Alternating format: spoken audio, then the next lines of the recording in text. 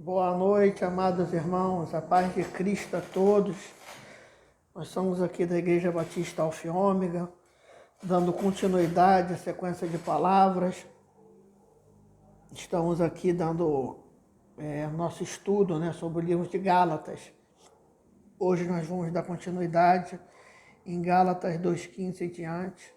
Queria que você abrisse a sua Bíblia para que nós possamos ler. Meu nome é Michel Vinagre, pastor presidente. Estamos aqui sempre para de alguma forma poder estar abençoando a tua vida com a palavra de Deus, com os ensinamentos da palavra do Senhor. Amém? Queria que vocês lessem comigo.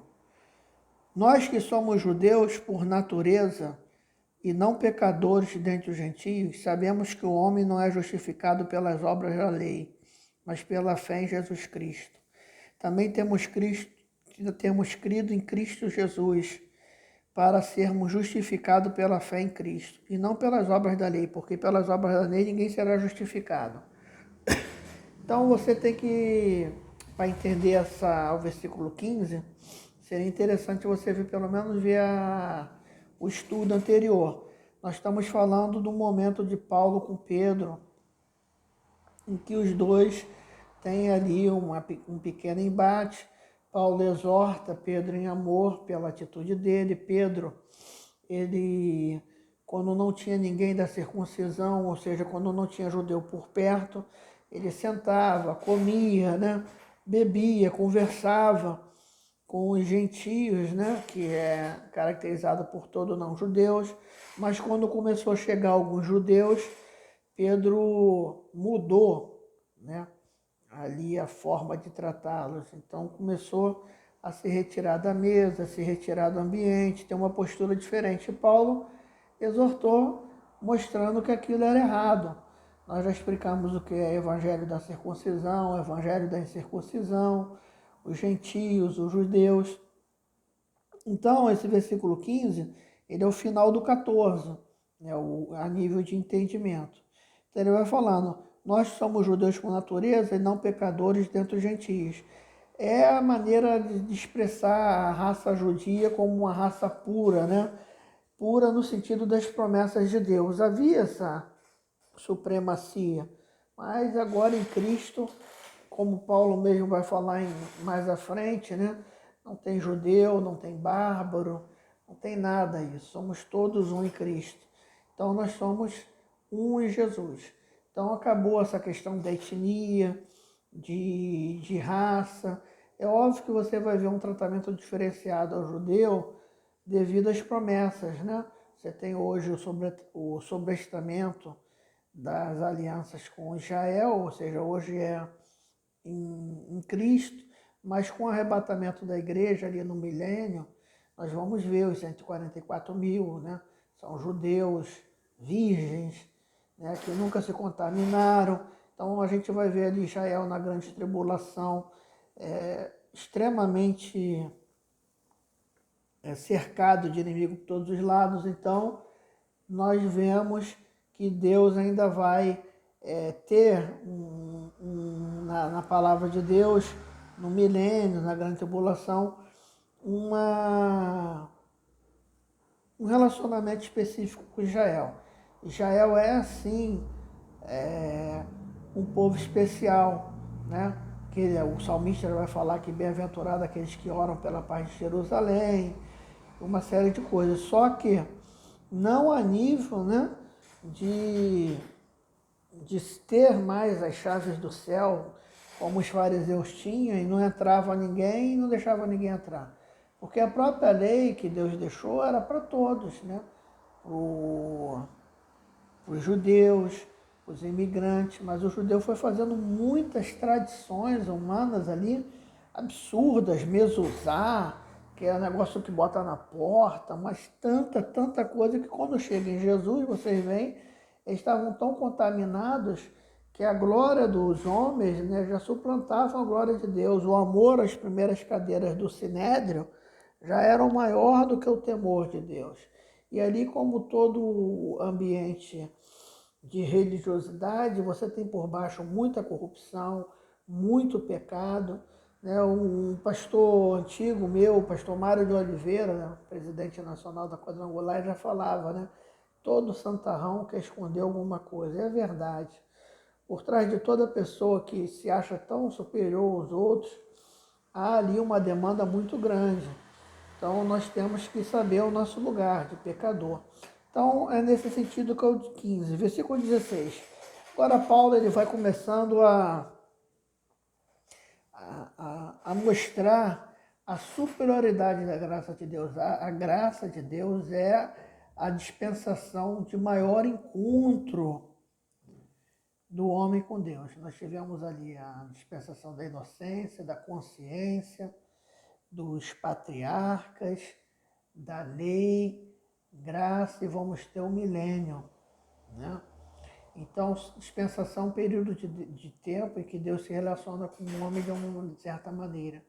Então, da mesma forma que a lei era muito pesada, a graça de Deus ela é fantástica, mas ela traz também grandes responsabilidades, né? Hoje, o Espírito do Senhor habita nos seus servos. Nós somos selados pelo Espírito Santo de Deus. Hoje nós temos o livre acesso ao Pai, o que antigamente era necessário fazer-se por meio de sacerdotes, uma terceirização do acesso a Deus.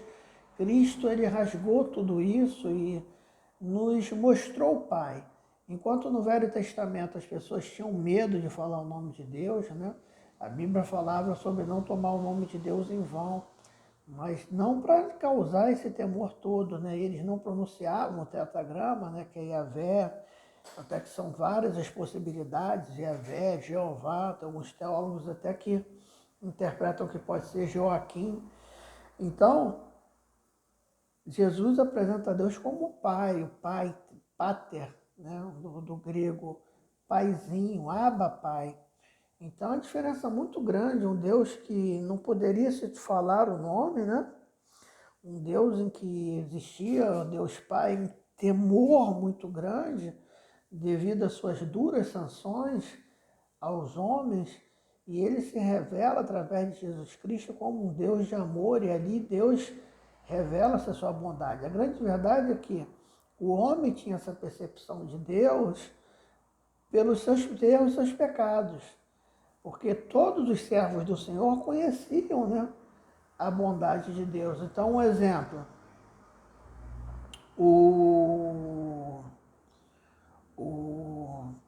Moisés, ele reconhecia esse Deus de amor, Deus é benigno, bendito em misericórdias. Os profetas exalavam isso, os Jeremias, todos, mas havia por parte do povo que era desobediente, que era um povo que servia outro Deus, que irritava ele do Senhor, um pensamento de um Deus muito severo. E Jesus ele vem desmistificando isso, apresentando ao Pai, apresentando-se como Deus, né? Dando as glórias, as devidas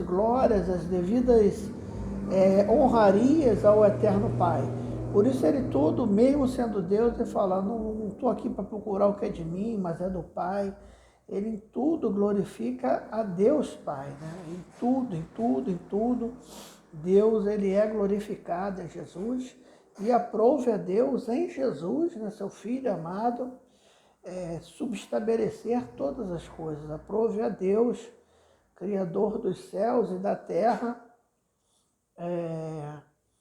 Deus infinito, Deus que pode todas as coisas, que não há como você mencionar o poder de Deus, é aquele que chama a existência onde não existe. A gente sempre fala, né? Você pode aí imaginar qualquer maravilha do homem, desde uma obra, desde uma grande ponte, de uma grande construção, a um empreendimento tecnológico, né? As questões do celular, você está aqui, você está no vídeo falando com uma pessoa no Japão. Isso são maravilhas do homem, mas o homem só constrói se tiver a matéria-prima. Mas Deus ele tem o Bará, o verbo que cria as coisas, chama a existência da onde não existia.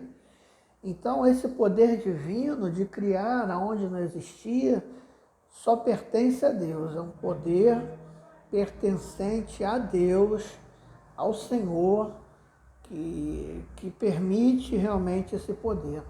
Então, Paulo ele vai ali mostrando, né, aos Gálatas que não era interessante ele ceder à pressão daqueles que queriam que eles retroagissem ao judaísmo, porque o judaísmo nunca tinha conseguido aperfeiçoar o homem ou levar o homem tão perto a Deus como a graça fez através da revelação de Cristo. E ali tinha misturado pessoas que não eram convertidas, pessoas que eram convertidas, mas eram fracas de cabeça. Você mudar uma cultura de uma pessoa é muito difícil, né? Sejamos também sinceros, né? É uma situação bem difícil essa situação a nível de pensamento, né? Então, nós temos que ter em mãos isso. Versículo 16, Gálatas 2,16. Sabemos que o homem não é justificado pelas obras da lei. Ou seja, a lei nunca justificou o homem, né? Mas em Cristo nós somos justificados. O que é justificação, né? Nós não somos justos, não um justo sequer. A justificação é quando Deus olha para o pecador e tinha uma dívida. Colossenses vai ser tremendo, né? A carta de dívida que era contrária a nós foi rasgada por Cristo, né? Porque não haverá perdão sem derramamento de sangue, já diz a palavra. Então Jesus, você aceita Jesus, subtende-se que Deus já te perdoou dos seus pecados, pretéritos, presentes e futuro. Às vezes a gente fala isso, né, e dá aquela ligação, eu não sei, isso até entristece o coração de Deus. Ah, mas se meus pecados futuros estão perdoados, então eu vou pecar. Isso não é a pessoa que realmente teve encontro com Deus, né? A maior prazer dos filhos de Deus é obedecer seus mandamentos. E a maior dor é quando nós desobedecemos. Nós não somos vinculados ao... E não é para ser assim. Se você tem que refletir. A tua experiência com Deus não pode ser uma relação de medo. Você não pode estar na igreja porque você tem medo de ir para o inferno. Você tem que ter a noção da adoração, o gozo de querer ter Jesus, o gozo de querer fazer a obra de Deus, o prazer em obedecer. Isso é uma manifestação muito ruim, né? Isso é maligno. Querer que você, de alguma forma, né, esteja,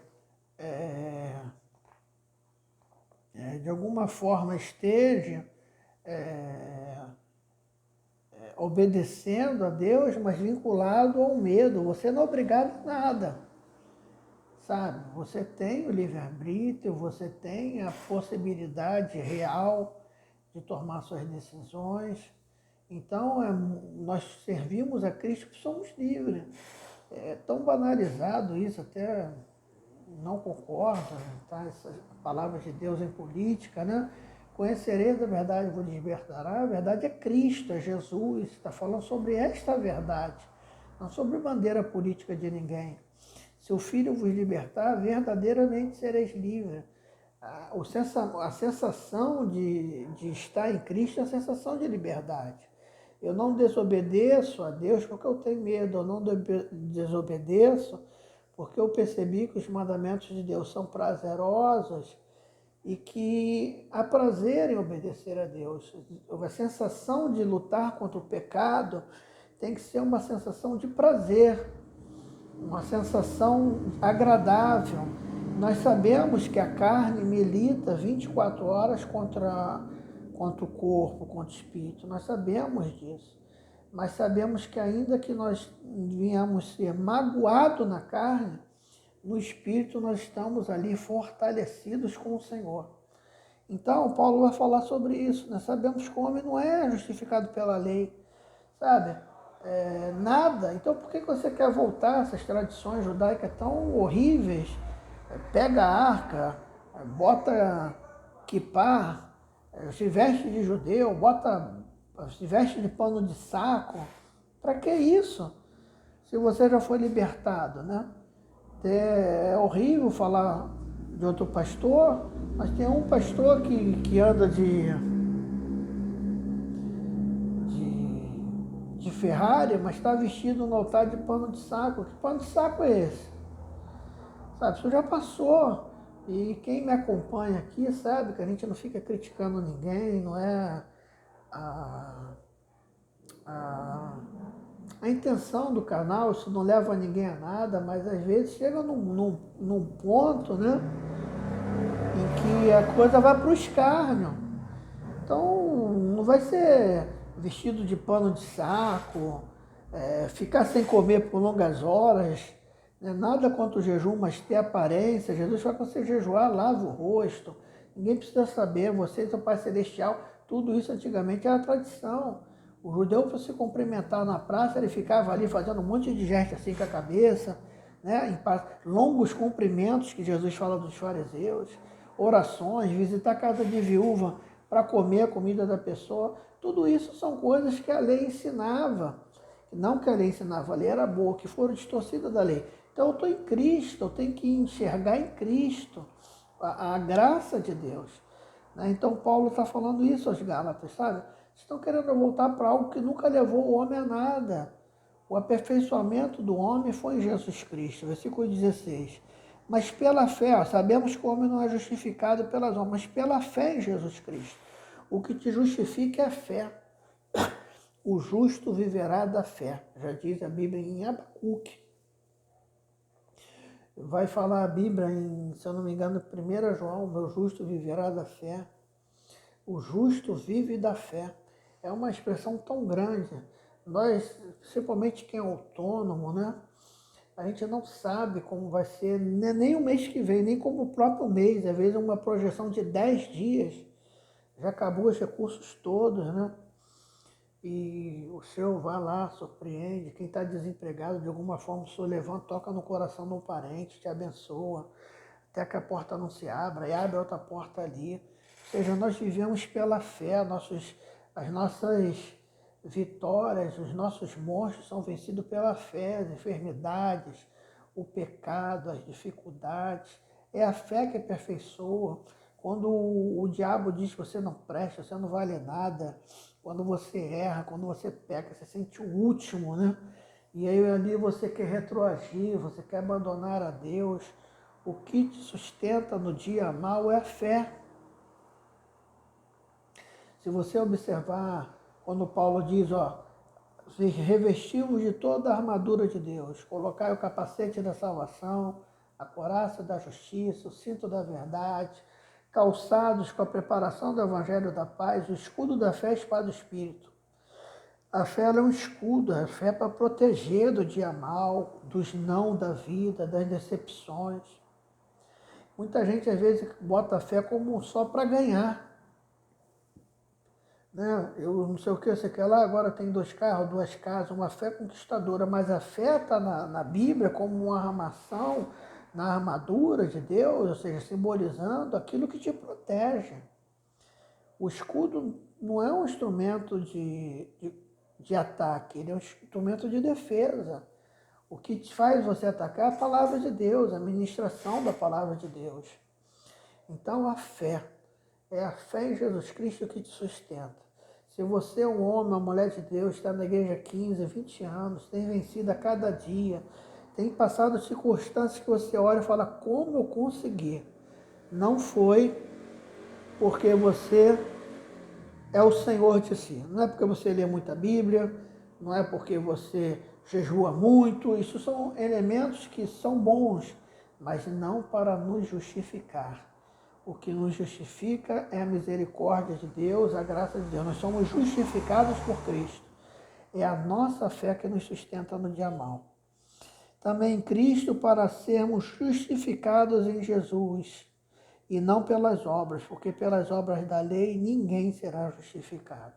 Então eu encerro aqui, Gálatas 2, 15 e 16, que o Espírito do Senhor fale melhor o seu coração, que você reflita, né, sobre a sua fé, que você reflita sobre tudo aquilo que te leva para perto e aquilo que te leva para longe de Deus. Que Deus fale melhor o seu coração. Amém? Vamos orar? Bendito Deus, eterno Pai, ilumina-nos, Senhor, com a Tua palavra, ilumina-nos, Senhor, com a Tua promessa, ilumina-nos, Senhor, por misericórdia. Eu entrego em nome de Deus, em nome de Cristo, clamando ao Senhor pela nossa vida, pela nossa família, por esse país, nesse momento difícil, que tudo sobe, é desemprego, Senhor, caos, mas nós temos Deus, nós temos a Jesus. Esteja conosco, Senhor, nos abençoando, nos fortalecendo, nos livrando do mal. Eu entrego a nossa vida em Tuas mãos, clamando a Deus e a Jesus, essa nossa oração, em nome de Jesus. Amém, amém.